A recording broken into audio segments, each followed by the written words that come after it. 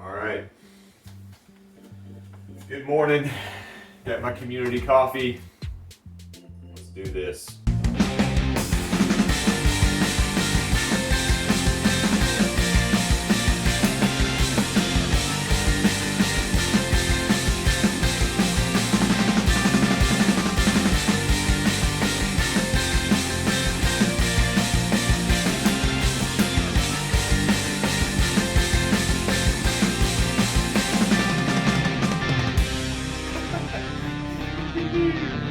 All right, man. Woo!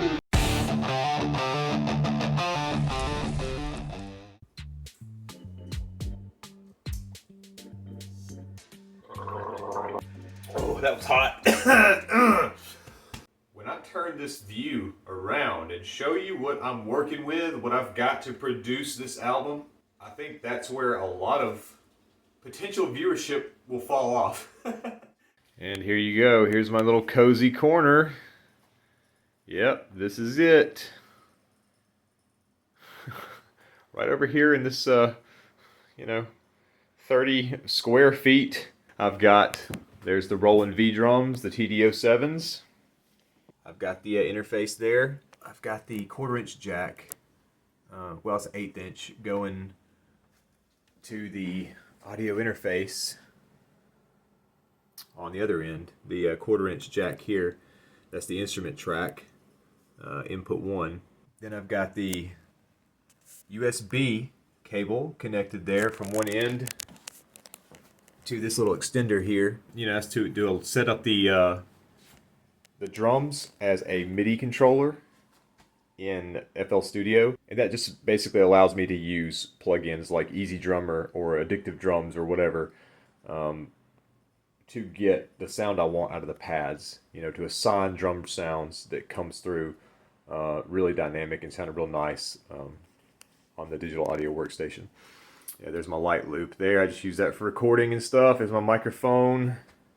You can see I'm probably just gonna be using this microphone on the end of this table like this, you know, with this boom arm here.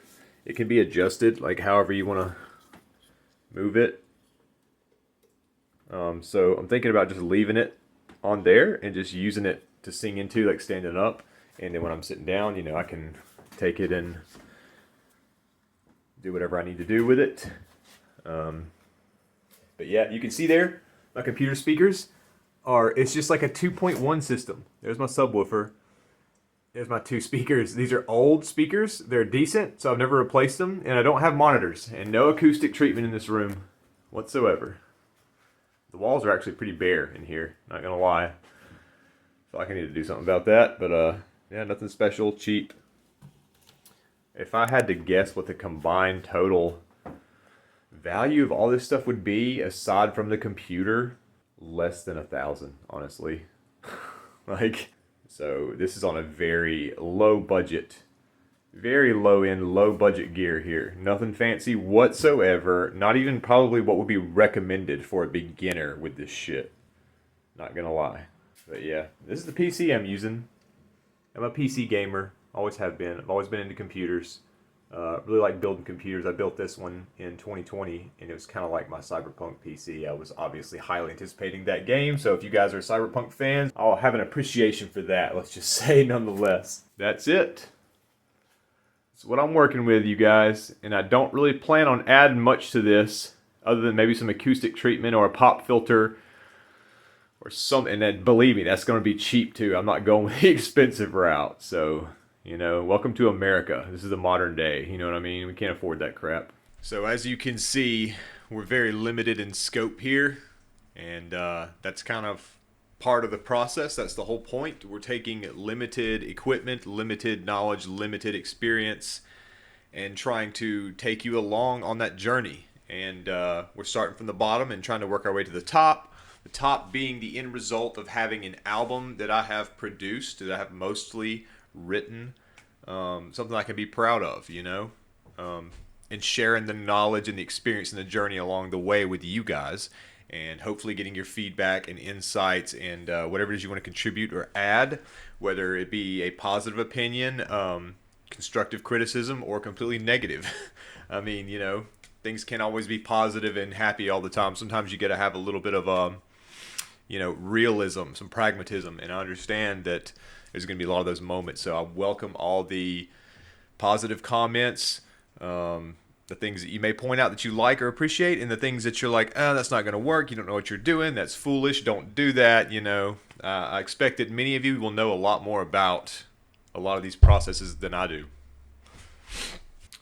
One of the first things I need to do, honestly, well, not first, but soon, is get acoustic treatment in this room. Either that or get a vocal booth for this mic here, or something to just go around this. This room is kind of hollow and echoey, and I feel like there's going to be a lot of reverberation. And I mean, it's not going to be so bad that I can't get like just a decent level recording for like a first demo album or EP or something. But at the same time, it's going to be a lot easier to EQ vocals, when there's a level of sort of acoustic dampening in a room, because it absorbs a lot of the sound that's echoing off the walls and whatnot.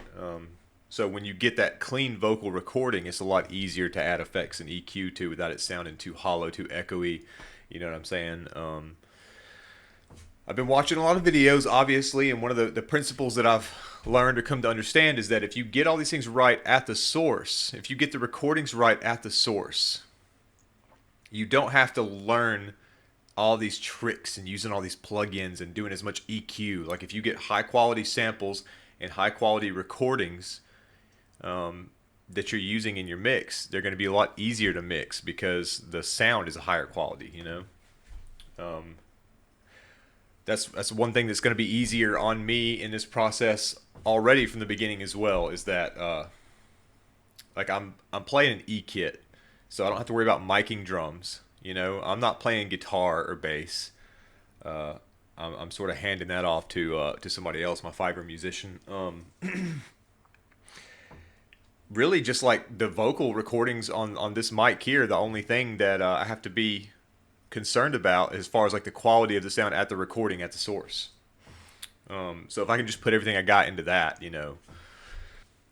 So really, if I'm getting clean recorded tracks from my guitarist and I'm recording E-kit drums, I mean that's a huge chunk of the work done right there as far as just getting recordings, because everything is digital. I used to think that I had to get a guitarist to put a mic in front of an amp, essentially an amp record everything, and then learn how to clean that up through EQ and everything. And it's just like you just get these like crappy sounding garage band type demos of songs that just are super thin and echoey, or depending on where the mic is, they might be a little bit too heavy on the low end and just they don't pick up enough of that high end resonance of the guitar. And I mean, a lot of people do professionally amp record guitar, but kind of a more modern way is the digital way, where you take these DI tracks from your guitarist, which are like clean recorded guitar tracks, through a direct input box and then into your audio interface, and the signal is clean and it's low impedance. So it's not amplified really, like it's not distorted, there's no effects on the guitar. And then they send you those clean tracks, and then when you upload them onto your DAW or Digital Audio Workstation, like Ableton, Pro Tools, Fruity Loops, or whatever, you essentially can put them in what they call an amp sim, which is like a simulation of an amplifier for a guitar, and get the tones and the sound you want to build from the clean DI tracks. And when I learned this, and I started realizing like how this process goes on the end of the guitarist, as far as like providing guitar recordings in a digital format like that, I was like, oh my god, like this is really cool. Like this doesn't have to be this thing where everybody's in a room recording music through microphones on like a like a line level live acoustic instrument basis, and that was kind of revelatory to me, I should say, because I mean, when I got these tracks sent to me by my guitarist, I couldn't believe how easy it was to sort of layer them and divvy them up and EQ them and get them sitting right together, even on a very amateur level in the mix because they're so clean. And then when you've got an E-kit drum pattern on top of that, like because I'm using Addictive Drums, which is actually a free drum software plugin that came with my USB audio interface, the Focusrite Scarlett Solo. I can't believe how much free stuff came with that audio interface. Honestly, like there's tons of plugins and free software and stuff like that. It's just been like actually really cool so far. The biggest one for me obviously being Addictive Drums, because that plugin takes your E-kit sort of basic sounds and function and takes it to a whole nother level. It basically acts as like a master bus for the drum kit, like how it would be in the mix or on the mixer track, and has like each assigned individual drum kit piece in its own track in this plugin, this master bus, so you don't have to create like a several tracks on your mixer for the drums as if they're mic'd individually. It's all like simulating a fully mic'd, EQ'd, possibly even already compressed drum recording, you know? And everything's done through that plugin and then routed to the track you assign it to in the mixer. And I'm just learning all this stuff as I go, you know what I mean? It's exciting and it's fun, and the more you learn, the more you realize that like this is not anything crazy like special people were doing to produce a lot of this music. I mean,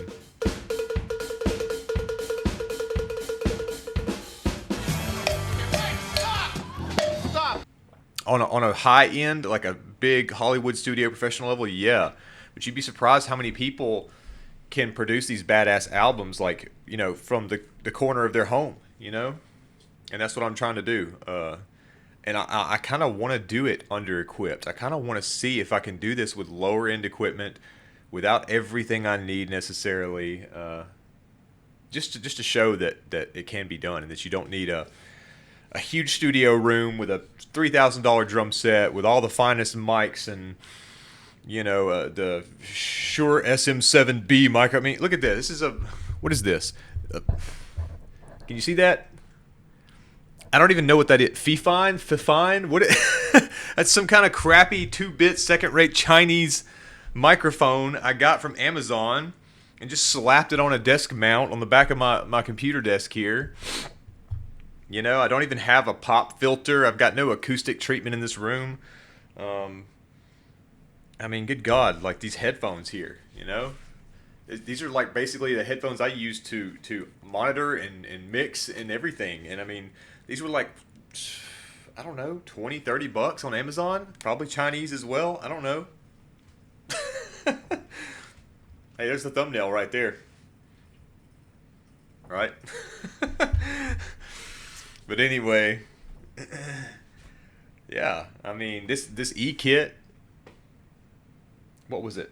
Like, I didn't even buy this. I traded this straight up for something, you know, like I traded something to my friend for this a while back. And I mean, I think its original value, what it sells for, there may be a newer model. It's like the, what is it? Roland V-Drums TD-07 MK, I think it is. Just very basic entry level E-kit. I mean, there are worse ones out there, you know, but this is pretty much that low mid range, like where the lowest you'd want to be if you're trying to do what I'm doing, you know. And it's just got 2 cymbal pads, you know. It's just your typical 5-piece essentially in electric format.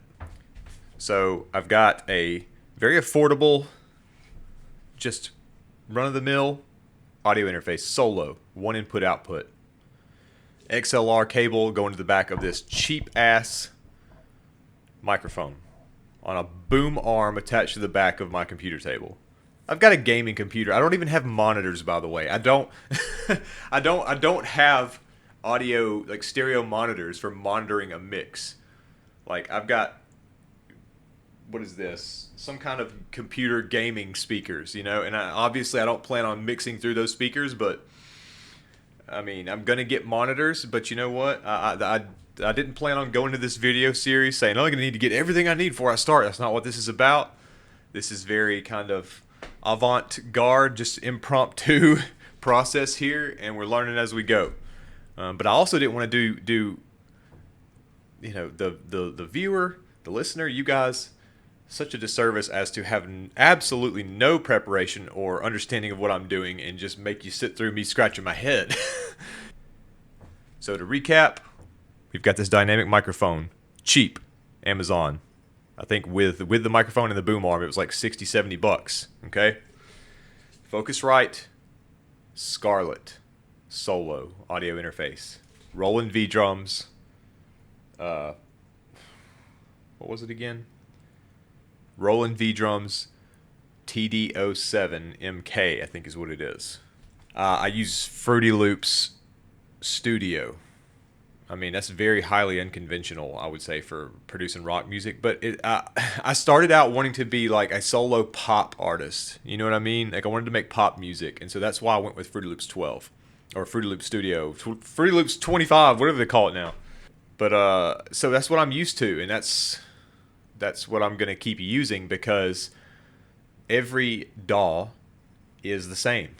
You know, essentially, they have all similar features. They may look a little different and have them laid out, and you know, the process may look totally different, but it all does the same thing. If you know how to use one, you can essentially figure out pretty quickly how to use another one. I just like Fruity Loops because, you know, I can do a genre like rock, but I can also layer things on it and do like beats and effects and a lot of interesting EQ and synthesizers and things that probably don't come stock or standard with other DAWs. I guess I'm saying I just kind of locked myself into that DAW earlier because of familiarity, because that's what I started doing, and I don't really care to learn anything else. This isn't complicated. I'm not trying to overcomplicate this. I want to use what I have, what I'm used to, what I have available to me to start doing things. And I have a feeling that it might be surprising what you're able to do with such limited equipment and software and knowledge, honestly. And that's kind of the point, is that I'm really sick of the fucking music industry. And I know I've never been a part of it, and I hardly have any right or reason to critique it from my standpoint. But at the same time, I know how they do. I know how they operate. I know they have destroyed so much music. They have destroyed so much music. They have tried to commercialize up-and-coming bands, ruin their sound, you know what I'm saying? Try to craft them into something monetizable instead of respecting the art. And they've sucked people into these shady fine print backdoor deals that really don't benefit the artist in the long run. And they just kind of squeeze them for everything they're worth and churn out, you know, as many pennies as they can and then discard you, you know? And you've seen the corruption in the music industry. You've seen the greed. You've seen how these people love to get their hands on up-and-coming talent and artists so they can sell them, promote them, use them up, and then kick them out the door. It's not conducive to the arts. It's not... I like where things are going now, and that's why I'm excited about this process. I like that someone in the privacy of their own home, independently, who knows a little bit about audio equipment and songwriting and whatnot, can completely bypass record labels and the music industry. Like, we don't need you anymore. We can upload our own music. You know what I'm saying? I can learn to do this shit. I've got Google. I've got YouTube. I've got the basic equipment I need.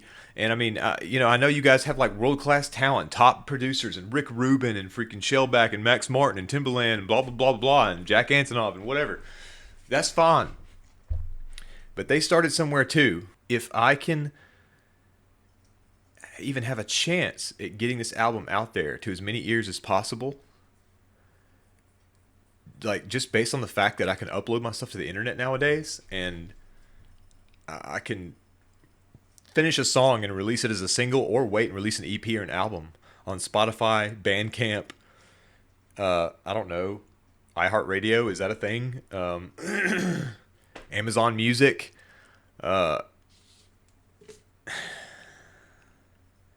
Like, what do we need? What do we need record labels for necessarily? Like, other than the obvious, like record distribution. like the selling of albums, the physical merchandise, the talking to promoters and making deals and stuff like that. It's like I want my music to speak for itself. I don't need someone to promote my shit on a mass market scale. Like I'll do that myself, and if it doesn't get out there, it's probably because it's not good enough. It doesn't deserve to be anyway, you know?